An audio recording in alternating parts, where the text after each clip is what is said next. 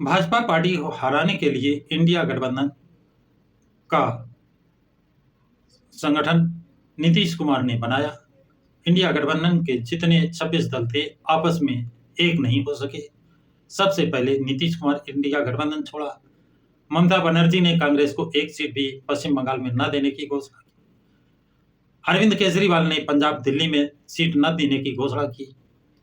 और अखिलेश यादव ने उत्तर प्रदेश में कांग्रेस को 11 सीटें, विशेष अनुरोध पर 17 सीटें कांग्रेस को दी। इससे इंडिया गठबंधन का एक मजबूत घटक दल जयंत चौधरी नाराज होकर पहले नीतीश कुमार एनडीए में चले गए। दूसरे नंबर पर जयंत चौधरी, जो जाट लाइन के मुख्य नेता अभिनेता माने जाते हैं, वो भी एनडीए गठबंधन में चले गए।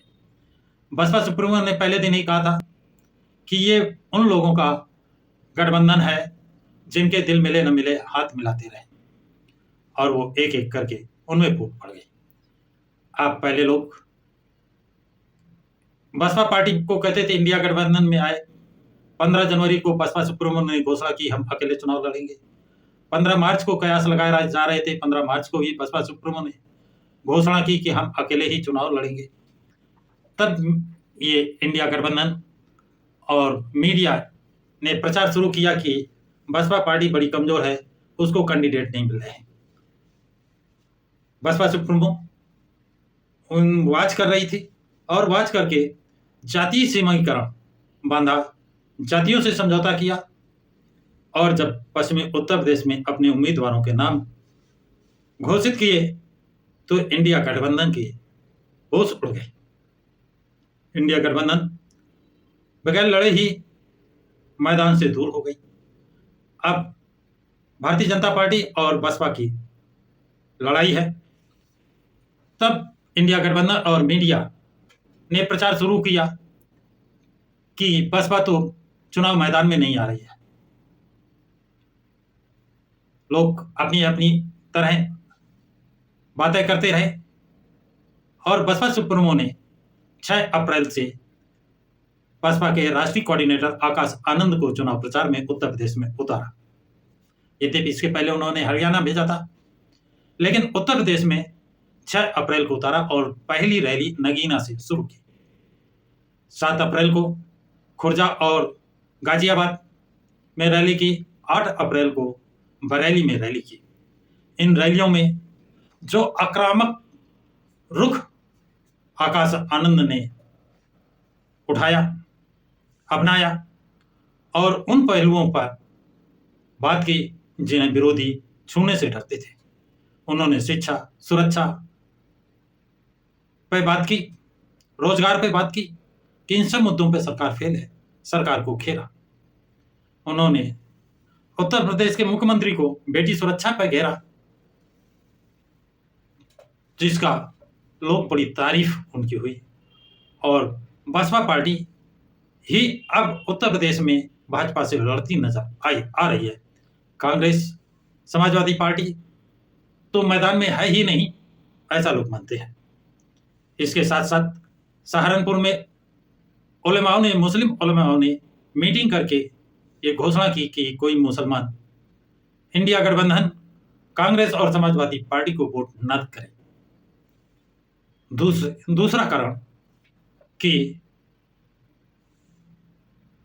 आजम खान, जो समाजवादी पार्टी के संस्थापक माने जाते हैं, वो सीतापुर जेल में बंद है। उनसे मिलने अखिलेश गए और आजम खान ने उनसे अनुरोध किया कि मैं और मेरी पत्नी और बेटा जेल में हैं, रामपुर की जनता को आप देखें और आप रामपुर से चुनाव लड़ें। लेकिन अखिलेश यादव ने उनके अनुरोध को ठुकराया और जामा मस्जिद के इमाम मोहिबुल्लाह को लाकर चुनाव मैदान में उतार दिया, जिसका विरोध आजम खान और उनके सहयोगी लोग कर रहे हैं। उन लोगों ने बसपा को सपोर्ट करने का ऐलान कर दिया है, ऐसा बताते हैं। इसी तरह मुरादाबाद में अखिलेश यादव ने पहले वर्तमान सांसद एसटी हसन को टिकट दिया, उनका नामांकन कराया, लेकिन अंतिम दिन उन्हें भी धोखा दिया और रुचि वीरा को मुरादाबाद से उम्मीदवार बनाया, पर्चा भरवाया और चुनाव चिन्ह रुचि वीरा को दिया, जिसके कारण एसटी हसन नाराज हुए, उनके समर्थक नाराज हुए और रुचि वीरा के खिलाफ नारेबाजी की। एचडी हसन ने तो रुचि वीरा को चुनाव लड़ाने से इनकार कर दिया और मुरादाबाद में जहां 47% मुस्लिम आबादी है, 22% शेड्यूल आबादी है, वहां पर एकमात्र बसपा का मुस्लिम उम्मीदवार इरफान सैफी, जो नगर पालिका का चेयरमैन भी है, और उसके साथ मुस्लिम समाज जुड़ रहा है, तो वो भी बहुत मजबूत स्ट्रांग स्थिति में पहुंच गया। अब बसपा सुप्रीमो मायावती की बारी आई है। उनके लिए लोग कह रहे थे वो चुनाव मैदान में नहीं उतर रही हैं। तो साथियों, ये बताना चाहूंगा, उनका भी चुनाव प्रचार का कार्यक्रम आ गया है। 11 अप्रैल 2024 को प्रथम रैली, चुनावी रैली नागपुर में संबोधित करेंगी और 11 अप्रैल का एक ऐतिहासिक महत्व है। ये बाबा साहब, जिन्हें अपना वैचारिक गुरु मानते थे, ज्योतिबा फूले का जन्म दिवस 11 अप्रैल है और वो महाराष्ट्र के रहने वाले थे। इसलिए बसपा सुप्रीमो अपनी रैली 11 अप्रैल महाराष्ट्र नागपुर से शुरू कर रही हैं। चौंकाने वाली बात यह है कि 14 अप्रैल सर्वविदित है कि बाबा साहब डॉक्टर भीमराव अंबेडकर का जन्म दिवस है और 14 अप्रैल से बसपा सुप्रीमो उत्तर प्रदेश में चुनावी रैली कर रही हैं। 14 अप्रैल को वो 2 रैलियां करेंगी। पहली रैली वो मुजफ्फरनगर में करेंगी सुबह टाइम, और शाम टाइम देवबंद सहारनपुर में करेंगी। 15 तारीख को सुबह टाइम रामपुर में रैली करेंगे और 15 अप्रैल को ही शाम के टाइम मुरादाबाद में रैली करेंगे।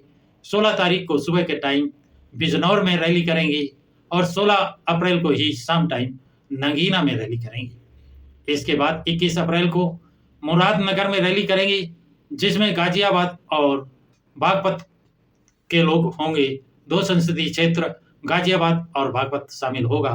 और 21 अप्रैल को ही शाम के टाइम अमरोहा की रैली करेंगे। 22 अप्रैल को सिकंदराबाद, जहां गौतम बुद्ध नगर और बुलंदशहर 2 लोकसभाओं की रैली होगी, वहीं 22 अप्रैल को शाम के टाइम 22 अप्रैल को नहीं, 23 अप्रैल को मेरठ की रैली, मेरठ और हापुड़ की रैली मेरठ में करेंगे। इस तरह प्रथम और द्वितीय चरण के लोकसभा सीटों का प्रचार का कार्यक्रम बसपा सुप्रीमो का जो आ चुका है, उसे मैंने आप लोगों को बताया। और बस आकाश आनंद से प्रचार से पश्चिमी उत्तर प्रदेश बसपा में हो गया है। और जब बसपा सुप्रीमो चुनावी मैदान में 14 तारीख से उतरेंगे, तो शायद ही किसी पार्टी का खाता खुल पाए। ऐसा राजनीतिक विशेषज्ञों का मानना है कि इस बार बसपा बहुत जोरदारी से चुनाव मैदान में उतर रही है और उनका जो जातीय समीकरण है, जातियों का से समझौता जो उन्होंने किया है, वो जो इंजीनियरिंग उनकी है 2007 वाली, वो कामयाब होते देखी जा रही है। तो साथियों, ये जानकारी आप लोगों को कैसी लगी कमेंट्स बॉक्स में जरूर लिखें तथा इस वीडियो को लाइक और शेयर करें।